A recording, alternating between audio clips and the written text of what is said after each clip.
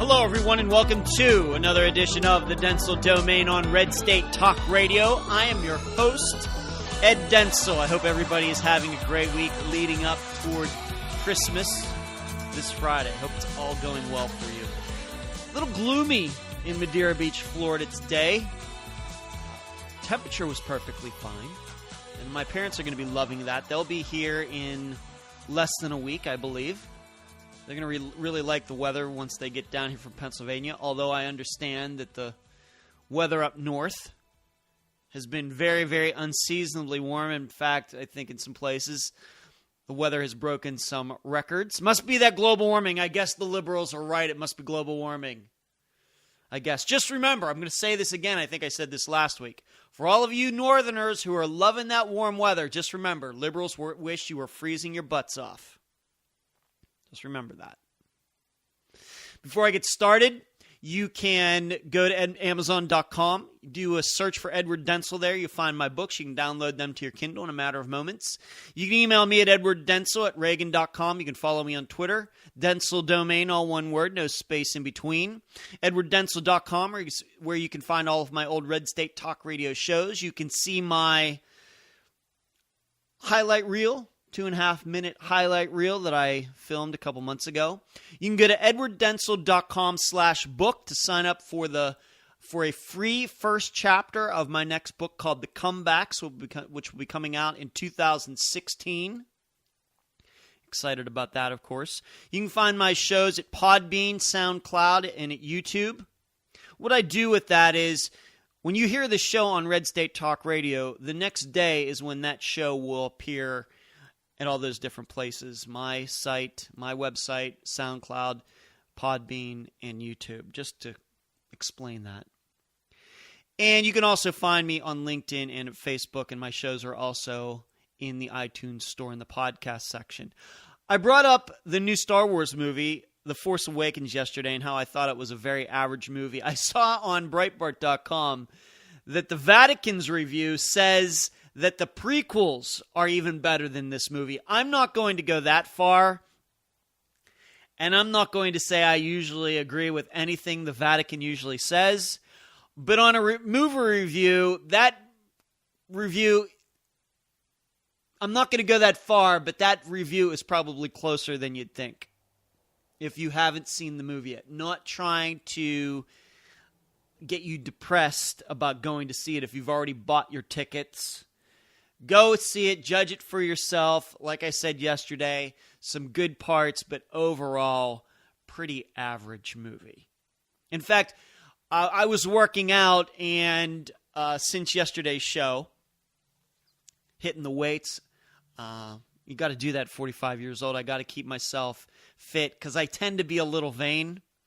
But while I was at the gym, the second new Star Trek movie was on, Into Darkness, and it is a better movie than the new Star Wars movie, in my opinion. And even though I will admit that Star Trek movie, Into Darkness, is flawed, and I really didn't think they needed to do the Khan thing all over again, it is a better movie than The Force Awakens. There, I said it. Let's get to the show. This story caught my eye. We're going to be going over a couple fascinating stories later in the show, by the way. Some stories that I was just shaking my head. I was like, these stories are insane. But I want to start here.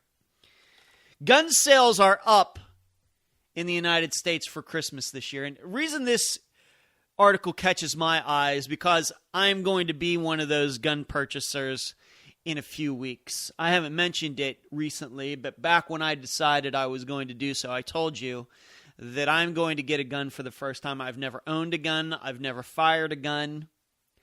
You know, as a conservative, I am a big supporter of gun rights and the Second Amendment. Just never got around to getting one. Flirted with the idea here and there, then it kind of just escaped my mind. I moved on to other things.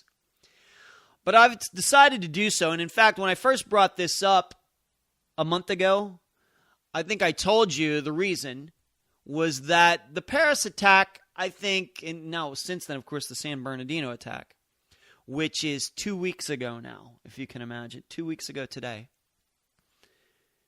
The Paris attack was the one that caught my eye, caught my attention, and said, Ed, you better do something. And I think that that's what's gone on for a lot of other people. Because if you want to hear the statistics, the stats are these. In November of 2015, the FBI did 2.2 million background checks for people buying guns.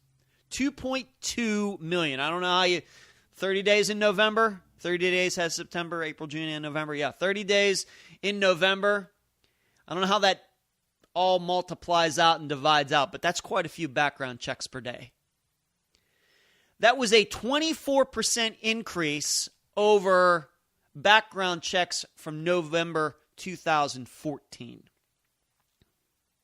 And in fact, on Black Friday, which is the day after Thanksgiving, which is, of course, still in November, there were 185,000 checks, background checks for guns on that day alone.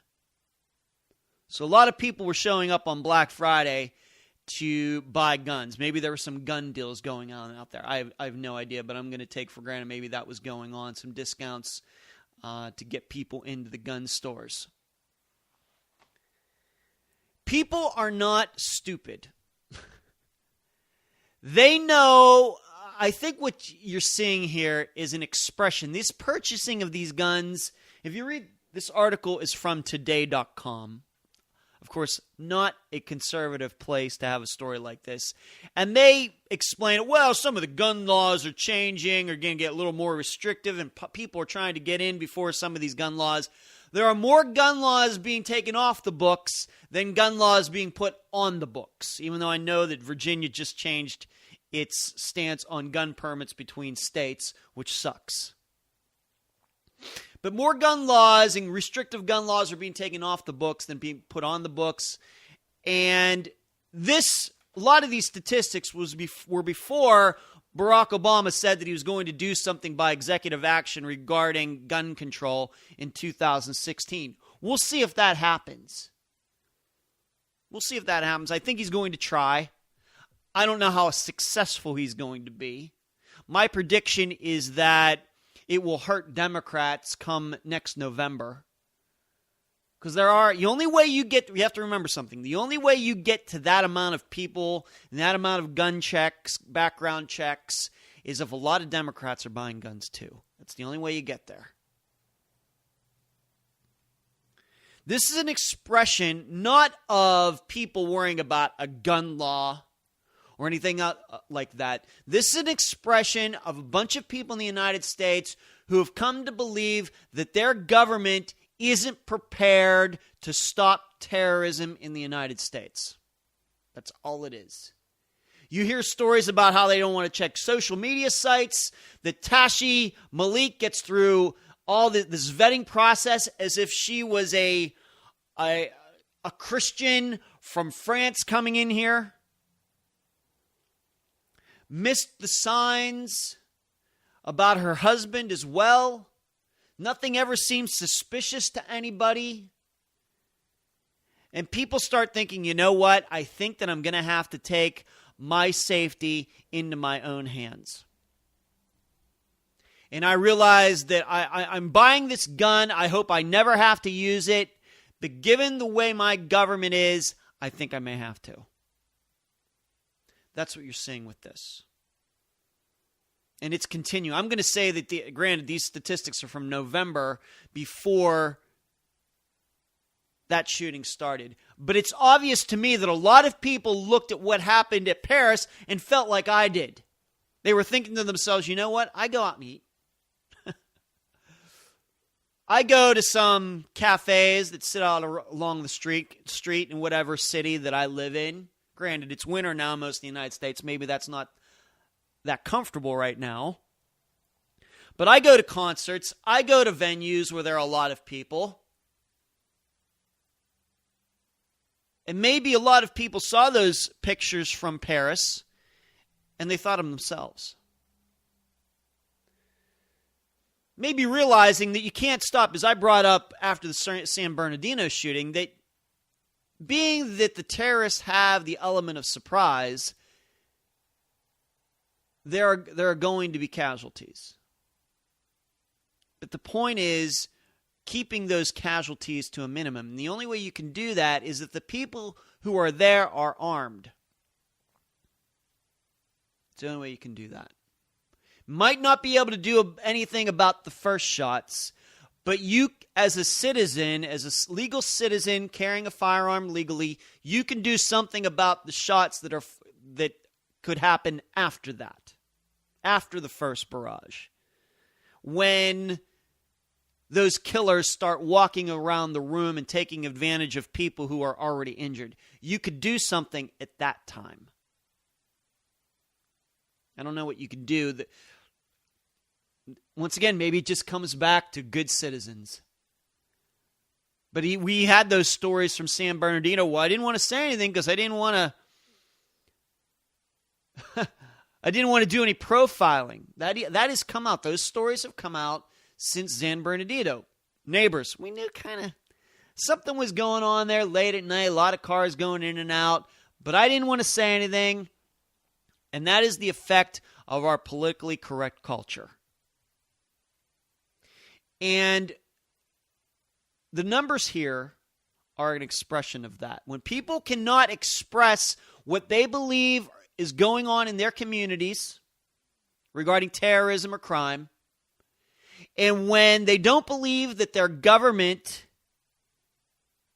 has the average citizen's best interest in mind, people start buying guns. And you know what, liberals, for all of you that are going to read, all you liberals who are going to read this today.com story and hate it, you have no one to blame but yourself. You are the ones who have thrust this politically correct culture on us. You are the ones who have made it kind of the wrong thing to do for the government to check social media sites. Even though parents can check social media sites and employers can check social media sites, the government, You are the ones who are for Syrian refugees coming into this country. You are the ones who are for, and too many Republicans, by the way, are for illegal immigrants to come into this country and stay here. At some point, when we can't get it done by the laws, then guns are going to come into play. And if people can buy them legally, they're going to buy them and defend themselves. This is not Kookville. This is not preparation for, the end of the world. These are not people who are going off and living in compounds out in the middle of Montana with barbed wire fence. These are not survivalists. These are just regular people living in suburbs, in regular cities all over the country that suddenly think, you know what? In the end, I think it's going to come down to me.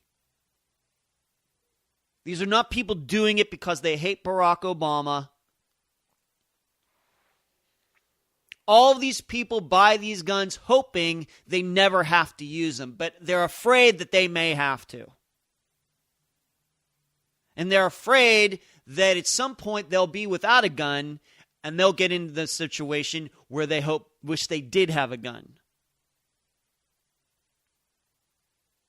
Liberals, you have no one to blame but yourselves.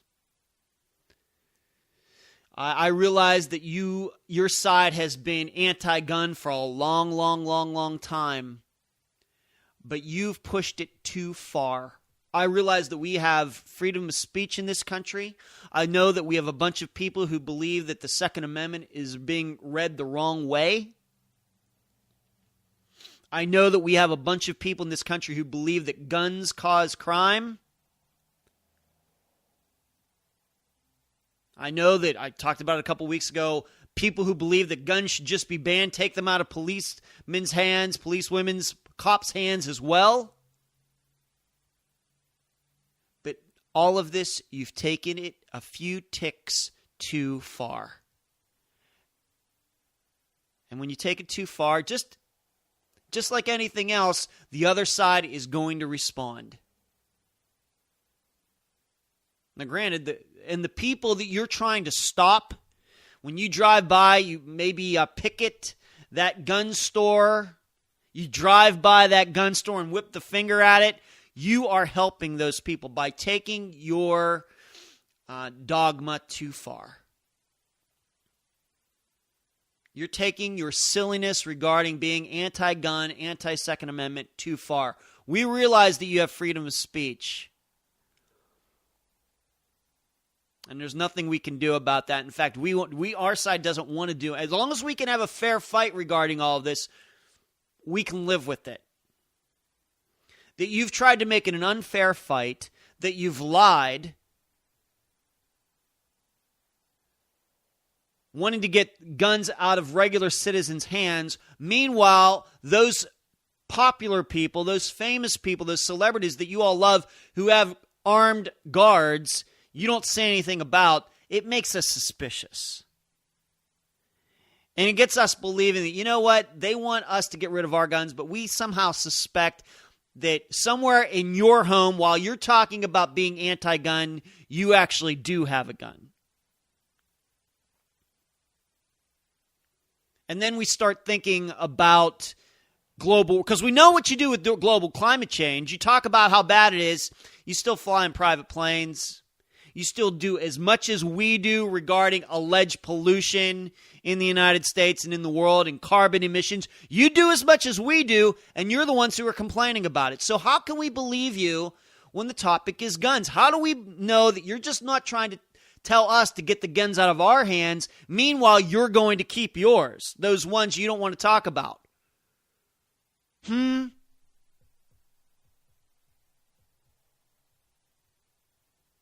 The problem we have in the United States is that there's no gun that can stop Obamacare.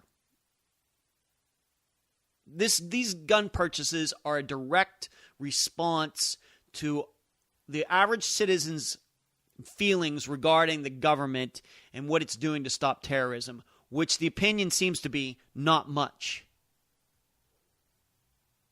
The nice thing about it is, though, you can buy again, and you can do something about it privately as much as you can do. It's hard to do that against Obamacare. There is a private sector response to Obamacare, but unfortunately the laws have to be repealed. There is no gun purchase that can stop Obamacare, that can stop high taxes. There is no private sector response to that somebody can take advantage of. Luckily, there is a response regarding terrorism, and that is Americans using their Second Amendment rights to defend themselves.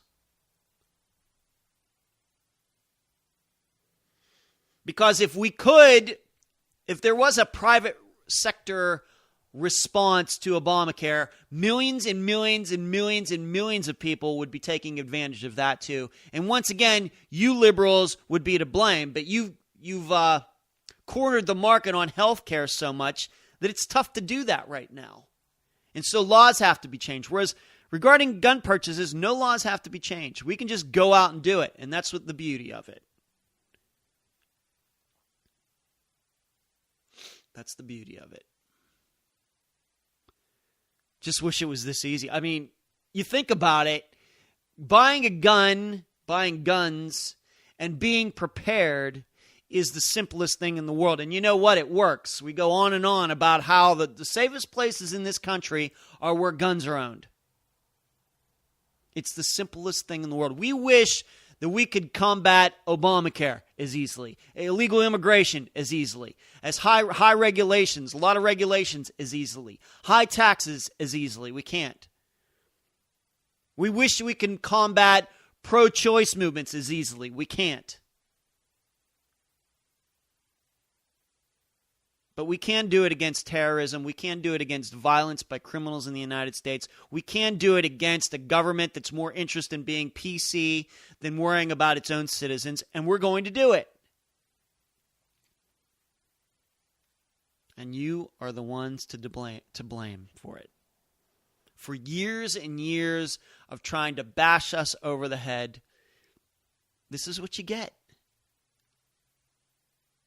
I'll have you know I'm looking at, being that we're on the topic of guns, I'm looking at the Glock 19, which I understand is one of the most popular handguns in the world. I've watched a lot of videos about it, some other guns as well, but I keep coming back to that one. I was even reading an article or watching a video within the last few days. I guess even the Navy SEALs are going to be switching from Sig Sauers to the Glock 19s. Is that true? That's interesting. So I'll be owning the same gun that the Navy SEALs had. Still have. That's probably the only thing I'll ever have in common with them, given how tough those guys are. But one thing's better than none. So I'm looking at the Glock 19, and once my dad and I will be going together, maybe we'll be taking a look at the gun that he has as well. Maybe we'll get an upgrade for him too. We'll see. Hope to do some shooting while my parents are here. My mom and dad are going to be here for 3 months. Maybe we'll get out to do a little shooting, but I have to start from scratch. Never owned a gun, never shot a gun, nothing. No, I grew up in Pennsylvania, never did 1 ounce of hunting, nothing. I don't think I've fired a gun since maybe I was 12, and that was a BB gun. So it should be interesting. But that's my little diatribe on guns and gun ownership, and good for all of you who are going out and buying guns. I'm going to be joining you very shortly. Let's move on to something else. The economy. The third quarter, this is just pretty much expected anymore, isn't it? That the economy's growth numbers, the GDP growth, gets revised down. Second quarter gets revised down somewhere in August, and now the third quarter has gotten revised down from, 2.3% down to 2%. We're just humming right along. If you don't know, the average growth rate of the United States, and I'm guessing since, let's say, at least World War II, 3.3% is the average.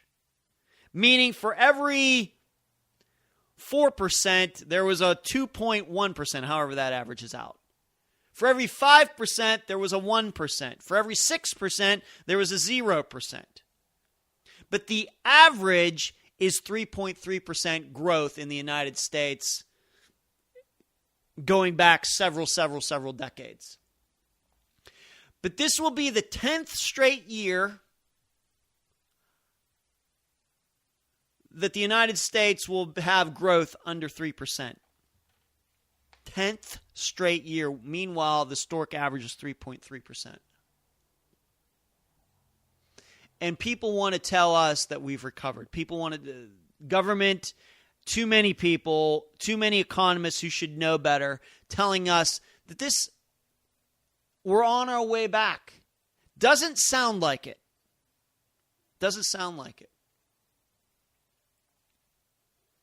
We have more people out of work than ever. We know that the unemployment rate numbers are cooked. We know that there's inflation going on, although nobody wants to talk about it. As I pointed out with a Jim Cramer article from a few days ago, people who are saving their money on gas, given that gas is into the $1.80s now, $1.89, $1.88 here in Florida. My parents will love that while they're here. But that money that's being saved there is not being spent anywhere else. Not at restaurants, not for Christmas, not at Best Buy, not at tanning salons. People are afraid. People are afraid of Democrats. They're afraid of regulation. They're afraid of this administration. I think I've told you over and over again.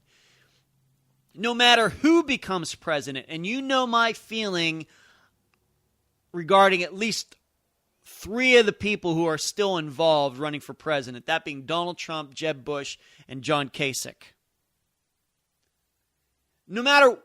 Even I will say that no matter which one of those 9 people, or even somebody from the kids' table debates might win, that's not going to happen. But just saying, any of those people, if they become president, I'm telling you, within a month, the attitude of business owners in this country will change. I'm not saying that other parts of the United States will get better? I don't know. Regarding immigration, regarding foreign policy, who the heck knows? But I do believe that any of these guys, or this woman, I always have to point out her name, Carly Fiorina, if they were to get elected president, the economy would change in a month.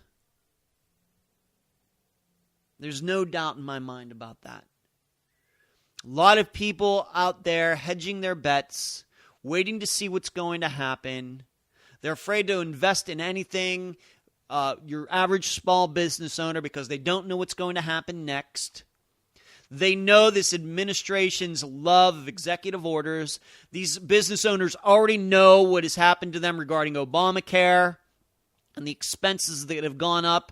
They know all about the inflation that's going on. They realize that their oil costs have gone down, but other costs have gone up, and they don't understand it. They don't understand how their products that they sell, the services that they sell, get more expensive, even though gasoline, which is a large expense for most companies, the price is going down, on and on and on. And then on top of it, the growth in the third quarter wasn't even that good, and then it gets revised down.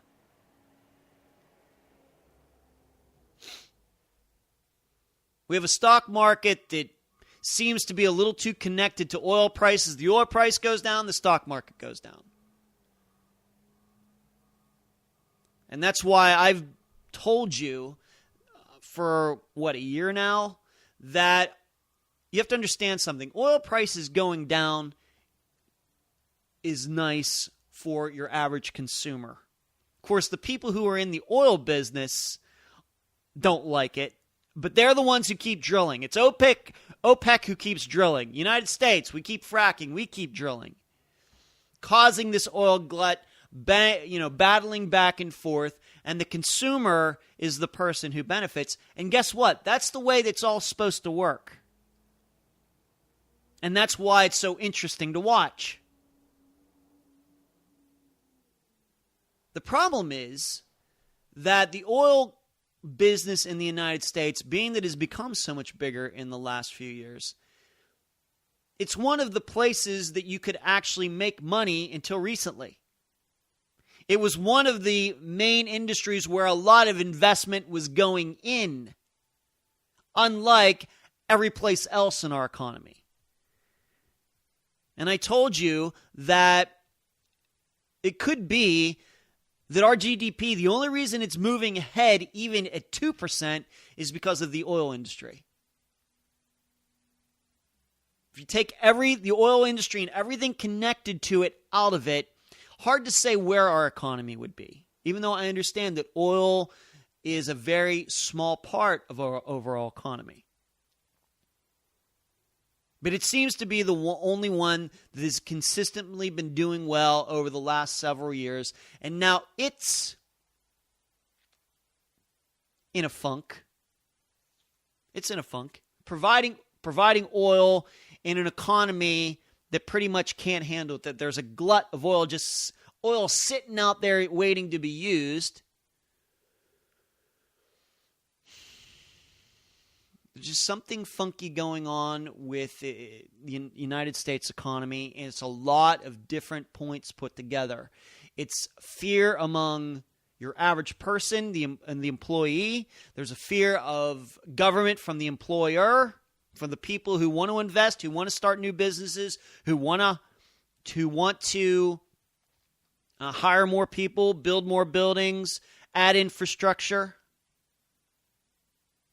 And then there's a lot of confusion looking at how, as the price of oil goes down, as a major expense goes down, prices don't change. And the stock market doesn't seem to like it too much. It's all very confusing to the average person. And I truly believe, I'm going to say it again, that if a Republican gets elected next November, no matter who he or she is, it will automatically create a better business situation in the United States. It doesn't matter if any laws are changed, nothing. It will just be a different attitude that a new administration will have toward investment in business in the United States. Forget about the laws. The attitude alone will change things. But I got to go to the break. You've been listening to the Dentzel Domain on Red State Talk Radio.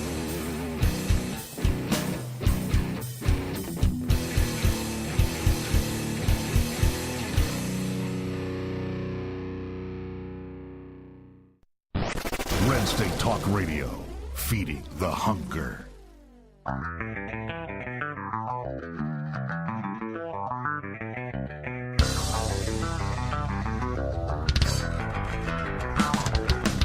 Hey, this is Alfonso Rachel with PJTV, Zo Nation, and the founder and drummer of 20 Pound Sledge, and you're listening to RedStateTalkRadio.com, the dominant force in conservative internet talk radio.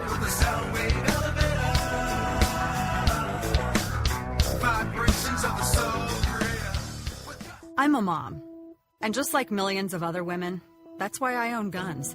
We're responsible, we're law-abiding, and we're everything that makes America strong. Every day we're willing to use a firearm to defend our families. But the media will never tell those stories.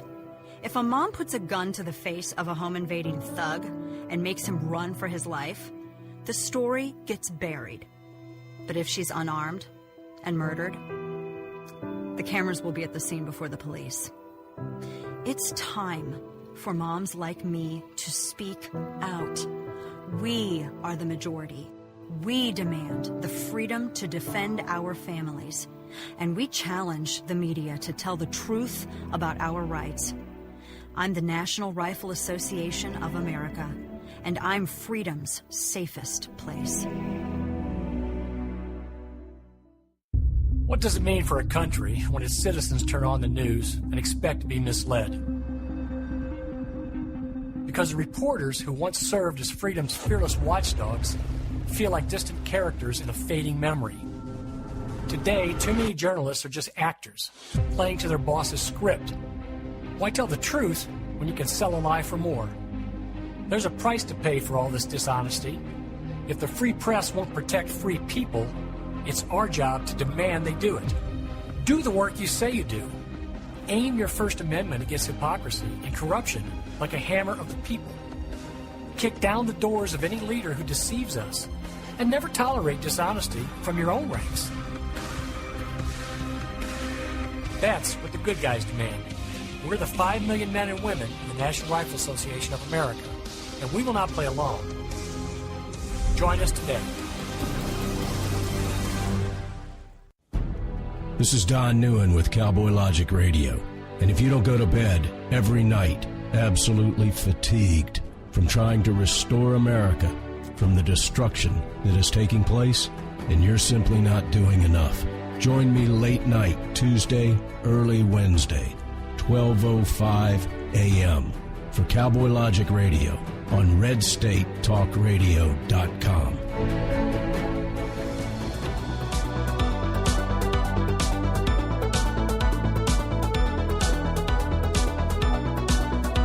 Back at the Dentzel Domain on Red State Talk Radio. Let's move on to something else. I'm going to ask you a question, and then I want to come back to this question later. Why did Mitt Romney lose in 2012? I know that sounds like an odd question to ask in December of 2015. But I'm asking you that question, and I'm going to come back to it. It's very important. Remember it. I was doing my research because research is allowed for this show today. And I ran across this headline at Breitbart.com. And it said that the establishment would rather Hillary win than get behind Trump and have him win. They would rather lose and have Hillary win than have Trump win. Donald Trump win. And I clicked on the headline, and it eventually took me to an article by Ed Kilgore at the New York magazine, NewYorkMag.com. A fascinating and disgusting article.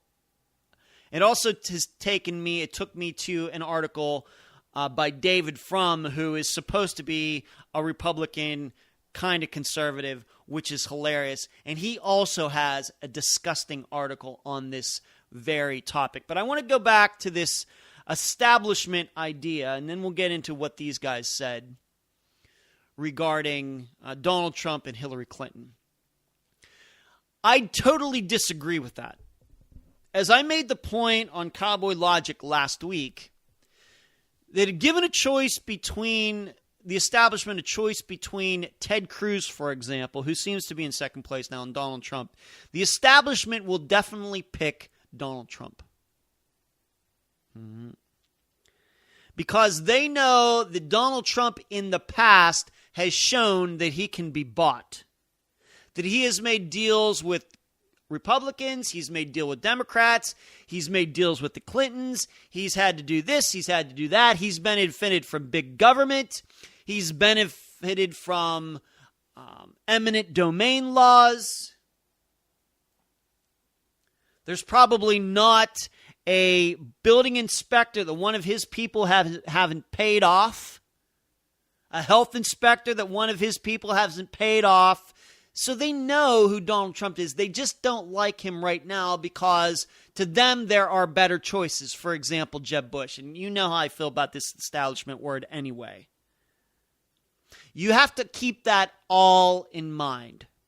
That is my reasoning. Whereas the establishment, meaning the people who lead the Republican Party, look at Ted Cruz and see a guy who will shut down the government in the blink of an eye.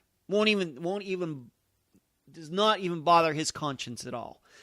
And that is not something that the Republican Party leaders like. That's my first part of my reasoning regarding what the establishment, the leaders of the Republican Party, will eventually do regarding all of this. Second of all, there is no way that the Republican leadership stays out of a race between Hillary Clinton and Donald Trump. Here's why. The worst thing in politics that you can be is irrelevant. And when a Republican establishment leaders, Republican leaders take a step back saying, no, we're not going to support Hillary Clinton. We're not going to send any money to her because we know that would be crazy, crazy, crazy. But we're going to step back and not support Donald Trump either. That is making them irrelevant. And the biggest risk to all of that, even though I don't even like Donald Trump, the biggest risk would be Donald Trump winning without Republican leaders' help. And the Republican leaders know that. They know that them being involved with Trump is better, and even if he loses, is better than them staying out of it and him winning. That's why I don't believe this Breitbart headline. They're not going to stay out of it. They're not necessarily going to root for Hillary Clinton. They will get behind Donald Trump. And you know what? Donald Trump will accept them. Ted Cruz will accept them. Marco Rubio will accept them. Chris Christie will accept them. Whatever candidate, Ben Carson will accept Republican Party backing, and don't tell yourself otherwise. I know a lot has been made about how these Republican leaders hate Donald Trump. They hate him now. But now and next July are two different things. And just for all you Trump supporters, I want to prepare you for this. This is going to happen. They'll let bygones be bygones. We already have the stories out there. Trump already talking to Sheldon Adelson, playing buddy-buddy with him. A guy, Sheldon Adelson, who at times has supported Harry Reid in Nevada. In fact, many times, even though Adelson's supposed to be a Republican. So don't tell me that this Trump versus the Republican Party leaders is going to continue from now until he gets the nomination, until Election Day, if he gets the nomination. Don't tell me that. That is an insult to my intelligence.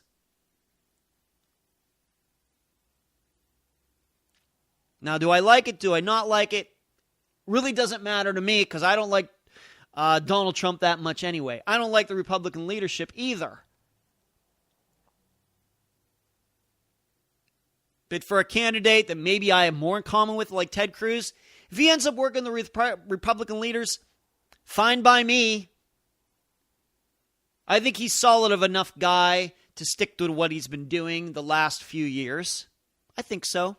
Maybe not. We'll see. I don't know. Really not even going to think about it that much. But the Republican leaders are never going to allow themselves to be irrelevant. They're not going to do that. Because they know they are really up the creek if Donald Trump or any of these other candidates were to win without the blessing of the Republican leadership. Reince Priebus and the rest of them. It's just not going to happen. I'm telling you, they've already worked this stuff out. Yes, the Republican leadership is rooting for a couple people right now. Maybe Marco Rubio, maybe Jeb Bush. They may not get their way. They may get their way. But in the end, they'll find a way. They'll figure out a way to ingratiate themselves with whoever does end up winning the nomination. That's going to happen. Even if it's Rand Paul, it'll work its way out. It'll work itself out. That's what these people do. You may not like it, but it's going to happen. So anytime you read that the Republican establishment is going to stay out of it and they'd rather see Hillary Clinton win, you have to pump your brakes a couple times regarding all of that. I know that they seem incompetent at times. I realize that. But they have to realize that a win by the Democrats only makes it more likely that those guys will get kicked out. They know how many people hate them. The establishment, these more moderate Republicans, they already know that there are millions and millions and millions of Republicans who dislike them. And a Hillary Clinton win would only make it more probable that all those moderate Republicans get kicked out and more conservative guys or women get in. Whereas the Republican establishment knows that, well, if a Republican wins in 2016, no matter who it is, as long as we can say that we had something to do with it, even if it's just 1%, it means we're probably going to get to stay in power for a little bit longer. This is just the way humans make deals. I wish that I could say that Ted Cruz or whoever else was strong enough to say, no, I don't need any of your money. I'm just going to do it myself. You guys can just sit this one out. It's not going to happen. So let's get that out of the way right first of all. But I come back to the question I asked you before I started. It was like 10 minutes ago now. Man, time's flying. Why did Mitt Romney lose in 2012? I think the overall general idea is it was a bunch of factors put together. And the reason I bring this up is because Ed Kilgore at NewYorkMag.com and David Frum in an article at The Atlantic would have you believe something else. In the David Frum article, if you can believe this, it's both articles. The David Frum article in particular is so convoluted and seems to defy logic. It says something here. I'm just not going to go through all of it. I don't have the time, and it would probably bore you to death. But this just shows you how far off he is. He claims that Mitt Romney's stance on immigration was a response to the other candidates, Newt Gingrich, Rick Perry, Rick Santorum, Michelle Bachmann, how they were expressing middle-class disgruntlement with classic conservatism. Now, I give you all of his names, and I know it's a little... If you don't know what classic conservatism is, what David Frum calls it to be is tax cuts, budget cuts, deregulation, free trade. And you know what? On that, I agree with David Frum. But the way he phrases it in his article, He's saying that Newt Gingrich, Rick Santorum, Rick Perry, and Michelle Bachmann weren't classical conservatives. To my knowledge, all of them were for tax cuts, all of them were for budget cuts, all of them were for deregulation, and all of them were for free trade, I think. Now, I may have problems with each one of them personally, but they are surely more conservative than Mitt Romney. But he says that David Frum says that Mitt Romney was the true classical conservative back in 2012. Does anybody believe that? Now, I know he took up some positions, but wasn't the problem with Mitt Romney, despite him being a good guy, that he was a fake? I believe he's a genuine guy. I believe that if you meet Mitt Romney and he's nice to you, he is being genuinely kind and a good guy, and he has many accomplishments in his life. But when it came to that campaign, did you really believe he was really, truly, truly pro-life after years of being pro-choice? Did you really believe that he was against Obamacare when he had enacted Romney Care, which is still hurting his home state of Massachusetts?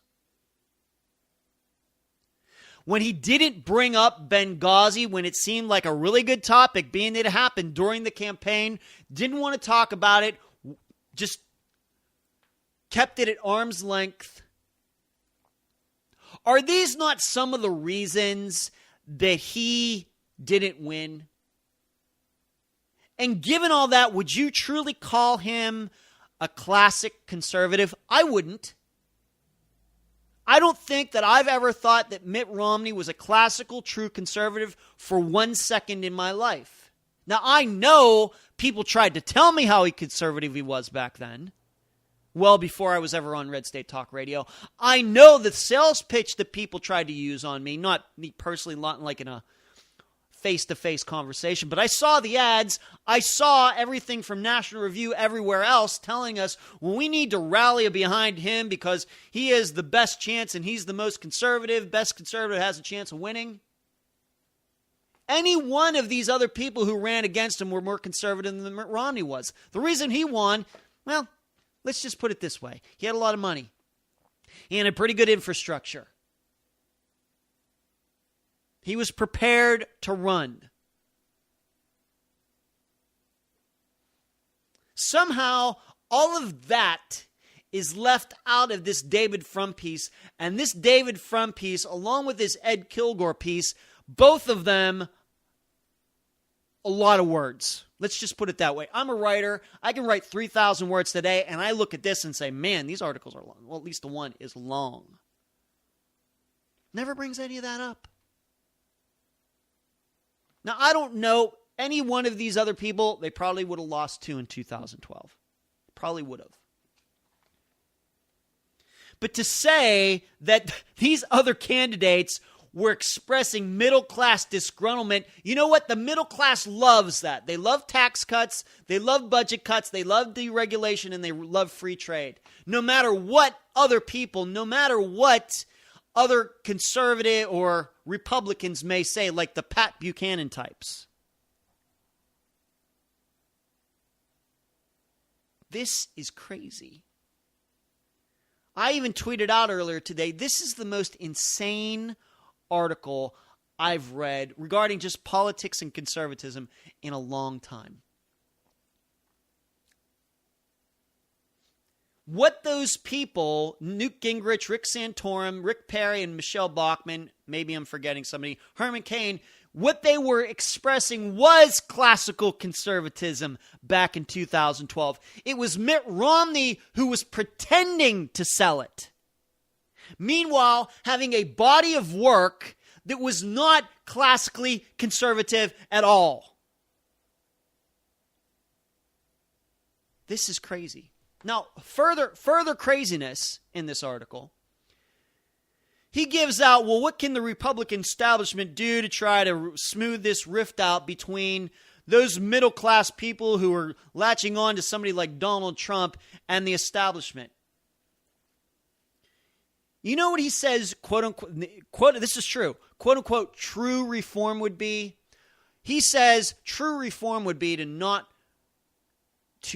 repeal Obamacare, to try to fix it, not totally destroy it, but try to fix it. He says that would smooth the rift between these middle-class people who are disgruntled and the leaders in the Republican Party. Has David Frum checked a poll on Obamacare recently? It is hated more than ever. And you know by who? By a lot of middle-class people. Dare I say it, some Democrats too. This is crazy. You know what else he says would be true reform? This is a Republican talking. You know what true reform would be? Tax the rich more. Like I said, he has 4 different choices. But this seems to be the one that he personally likes the most because he calls it true reform. In fact, he even says that maybe the Republicans need to get back to a little bit more Eisenhower, to put Eisenhower up there with Reagan as far as what should be done politically.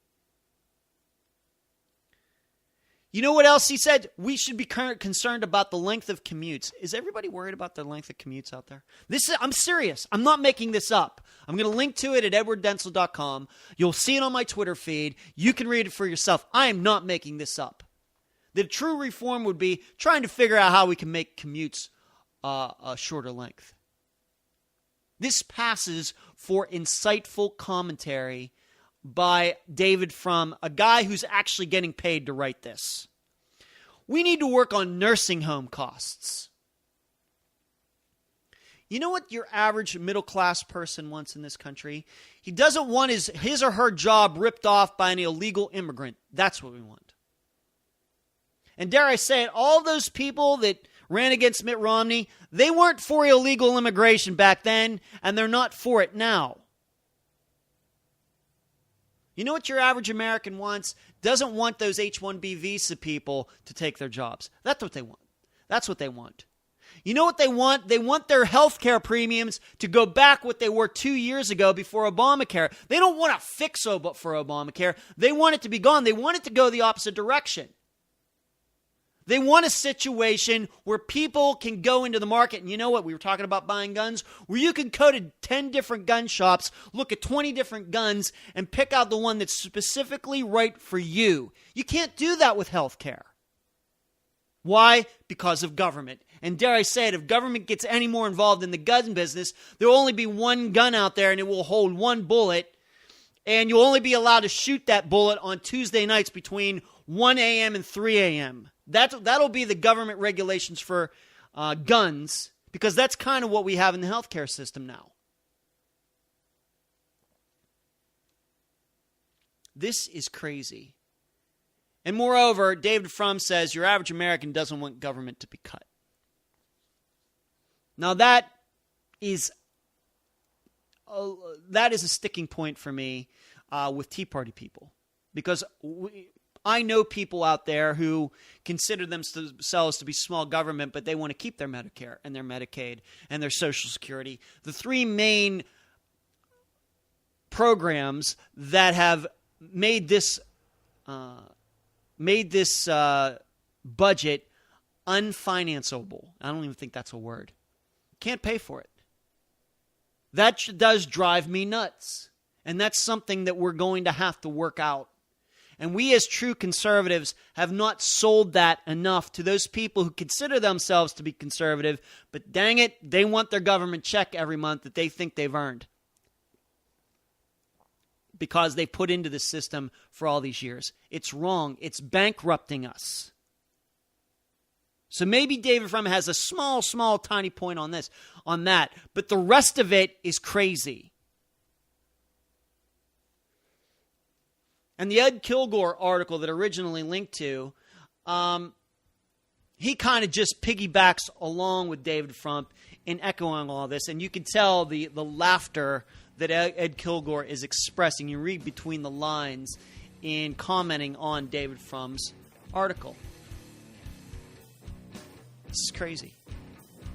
Mitt Romney lost because a lot of people weren't sure that he was who he said he was. That's the reason. Well, I got to go. The end of the show. You've been listening to the Dentzel Domain on Red State Talk Radio, and I'll talk to you again very soon.